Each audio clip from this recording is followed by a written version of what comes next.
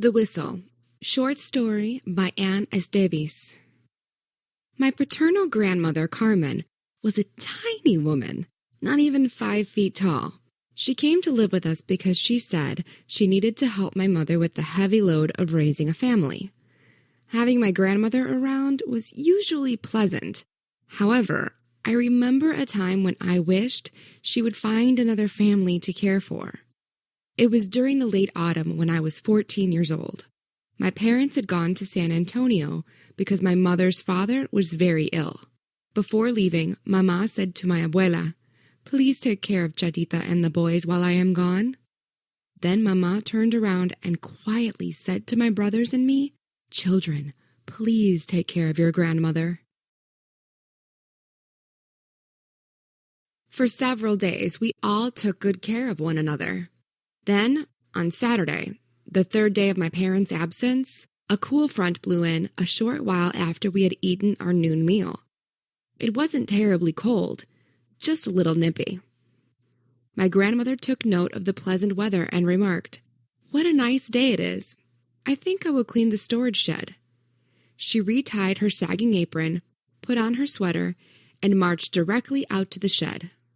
While my grandmother toiled in the shed, I went about my Saturday chores as usual, washing the bedding, cleaning out the icebox, feeding the chickens, cleaning the lantern chimneys, and polishing my only pair of shoes.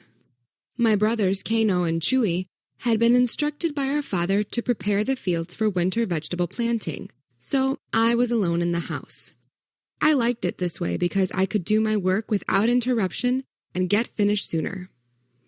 In the late afternoon, I took some vegetable peelings out to the chickens and noticed that the sky was cloudy and the wind was blowing harder than it had earlier.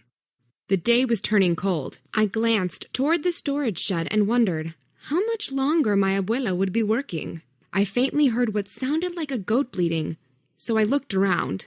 Seeing nothing, I hurried back into the house to finish my chores. I especially wanted to get the lanterns put back together before dark. Later, I went out to get some firewood, and while picking up small pieces of kindling from near the woodpile, I heard again what I thought was a bleating goat. Still, I couldn't see the animal. Perhaps Kano or Chewy had brought home a kid to slaughter. They did that occasionally. We all enjoyed the savory meat of cabrito. I was beginning to feel hungry just thinking about it. I thought I should look for the animal, but decided to get the fire in the stove going first, because I could see Chewy coming toward the house on the tractor. Kano was already at the tractor shed, and so the boys usually wanted coffee as soon as they got to the house. The house quickly warmed from the fire in the cook stove. I was just putting on the pot for coffee when my brothers stomped into the kitchen. "It's really getting cold out there," said Chewy as he hovered over the big stove. "Is the coffee ready, Chatita?" Kano asked. I shook my head. "What about the goat? Are you going to butcher it?" Neither answered. Chewy stopped warming his hands and turned away from the stove to look at me. Kano continued washing up in the enamel washpan. I said, "Are you going to butcher the goat?" "What goat are you talking about?" responded Kano. "We don't have any goats," said Chewy. I gasped and said, "Oh my goodness, come with me, hurry!" I bounded out the kitchen door with my brothers behind me. As we approached the storage shed, I could see that the outside latch hook on the door was in place. I flipped the hook up and flung open the door. There, sitting on the floor, wrapped up in burlap bags like a mummy, was a cold and shivering grandmother. She tried to talk, but her voice was almost gone. My brother helped the tiny woman to her feet, and Kano carried her into the house as quickly as he could. All the way she was croaking like a frog, but I'm sure I discerned the words, "Huercos desgraciados," repeated over and over. This meant that we were wretched brats, or maybe worse. My brothers placed her in the chair nearest the kitchen stove, while I fetched a soft woolen blanket to wrap her in. Chewy poured a cup of coffee and set it before her. Then we all sat down around the table, staring at our obviously infuriated grandmother. "What unfortunate children you are! You have no brains," she said in a raspy voice. Her entire body was shivering. "You left me to die out there." She shook her fist at each one of us and then looked squarely at me. "You, Telesfora, you must be deaf." She shook a crooked index finger at me. I knew she was very angry with me because she used my real name. "I called and called for you. The wind blew the door shut and it locked. All afternoon I yelled, but you didn't come. I nearly froze to death." She scowled and slowly turned her head away from me. "But I didn't hear you," I answered. "I'm sorry. Please, Abuelita, I'm truly sorry." How could I have confused my grandmother's voice with that of a bleating goat? I felt terribly guilty and ashamed. I knew that the shed door was prone to latch by itself if it was slammed. That's why a wooden stake for propping the door open was usually kept nearby.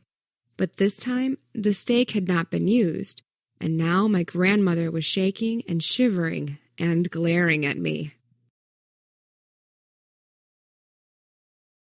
"Just you wait, Telesfora. Just you wait until your father gets home. I'll have him punish you," she said, and her bottom lip quivered and her nostrils flared. My parents came home in a few days, and of course the first thing that occurred was that Abuelita told her story to my father. "Son, Telesfora left me locked in the storage shed all afternoon on Saturday. I called and called for her, but she declares she didn't hear me. She says she heard a goat bleating.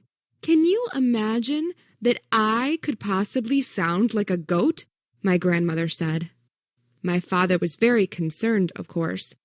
I admitted to him that indeed I had mistakenly thought I heard a goat, and that I was terribly sorry that I hadn't checked on Abuelita, as I should have. He scolded me severely, but this wasn't enough punishment according to my grandmother, so she decided to penalize me herself by refusing to speak to me. This made me very sad, and it seemed to affect all of us. A sense of sorrow and discomfort permeated our family. 2 weeks later, I asked to go with my father to the big yellow store in town. While Papa made his purchases, I bought a silver whistle and a long piece of blue satin ribbon. I threaded the ribbon through the ring on the whistle and tied the ends of the ribbon together. That evening, I placed the whistle in a little box and wrapped it in some colored paper. After supper, I approached my grandmother. "This is for you, Abuelita. I'm terribly sorry about what happened to you in the shed. I hope you can forgive me." My grandmother looked at me and said nothing. Then she took the box and opened it. She pulled the whistle out by its ribbon. "Well, Telesfora, whatever is this for?" she asked, keeping her eyes on the whistle. "It's to wear around your neck when you are outside. If you need me, just blow the whistle and I'll come to you," I said. "And how can I be sure you'll hear this little whistle? You couldn't even hear me yelling at you." But Abuela put it around her neck anyway. The next evening, while I was feeding the chickens, I heard a faint whistle. I stopped what I was doing and stood very still. Then I heard the whistle more distinctly. Yes, it was definitely coming from inside the storage shed. I rushed to the shed and found the door latched. That surprised me because the wind wasn't blowing at all. There was no way that the door could have slammed shut by itself. Something seemed really strange about this, and I was suspicious. I unlatched the door and opened it. There stood my grandmother with the whistle in her mouth. She quickly removed it and said, "I think your papa needs to do something about that crazy door latch. Don't you think so, Chatita?" She hurried out of the shed, and we started toward the house. I could see that she was smiling, and I think I even heard her chuckling.